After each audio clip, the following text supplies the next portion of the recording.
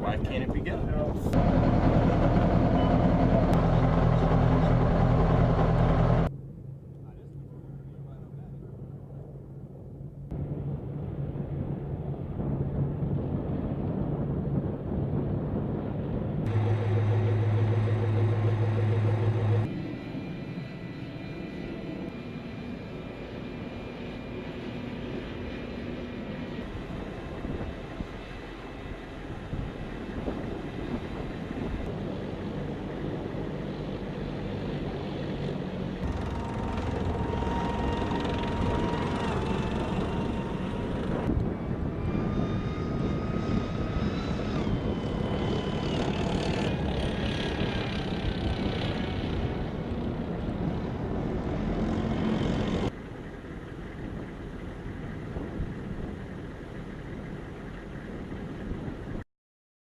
To demonstrate today was not only the fire, maneuver, and shock effect capability of a combined arms company like ourselves inside of a battalion, inside of our 3rd Brigade 3rd ID.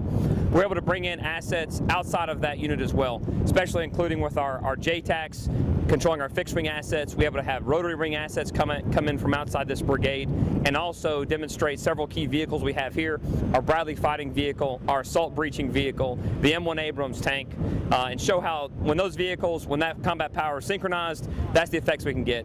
Breaching is one of the most dangerous operations an Army unit can do, and it requires several key elements. One, we absolutely have to have suppression, we have to have obscuration, we have to have security, we have to have reduction, and we have to have a violent assault. So we use several vehicles. Historically, we've used many different vehicles to conduct a breach. Here, we're able to utilize the assault breaching vehicle, and it can fill several key roles for us. So what we want to do is what we did today. We provide suppression with our indirect fires. We provide that with our tank main gun rounds, our Bradley 25mm, our machine guns as well. We obscure with smoke. Today that was delivered with field artillery.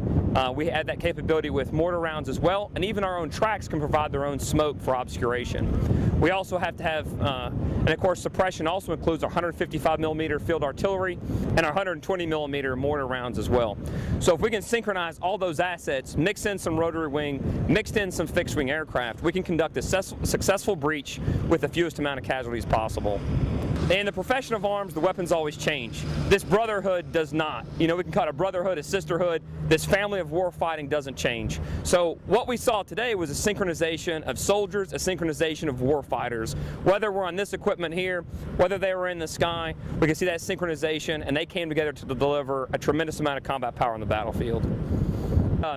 Soldiers did a fantastic job today. What we saw out here was a payoff of hours and hours and hours of rehearsals at the brigade level, the battalion level, the company level, and the platoon level. And so we really got to see how we can take, plan an operation this big, bring that down to the individual soldiers. We saw their motivation out there today.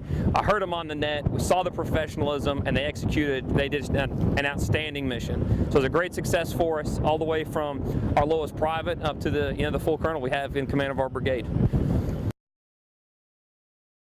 And I think the key aspect to take away from it was our ability to demonstrate a combined arms maneuver live fire for our Kuwaiti counterparts that we partner with on a daily basis.